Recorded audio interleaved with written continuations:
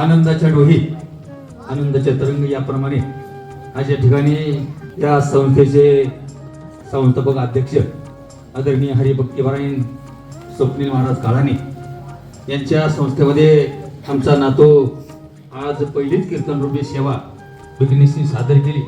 हे सर्व श्रेय महाराजांचं आहे, मी कधीच विसरणार नाही।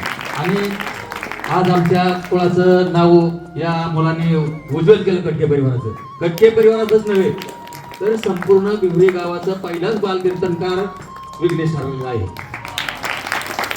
एवढा आम्हाला आज आनंद झालाय की आनंदाच्या डोळे आनंदाचे तरंग या म्हणीप्रमाणे संपूर्ण बिवरी गावाला आज हा पहिलाच बालकीर्तनकार झाला, त्याची पाठ थोपाटली पाहिजे।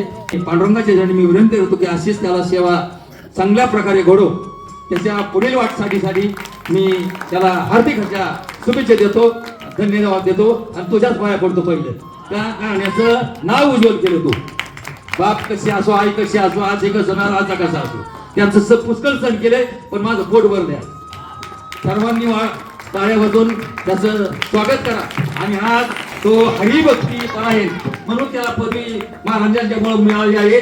महाराजांना मी धन्यवाद देतो आणि असंच शिक्षण तुम्ही त्याला द्यावं अशी मी तुमच्या चरणी नतमस्तक ठेवून या ठिकाणी थांबतो। रामकृष्ण हरी।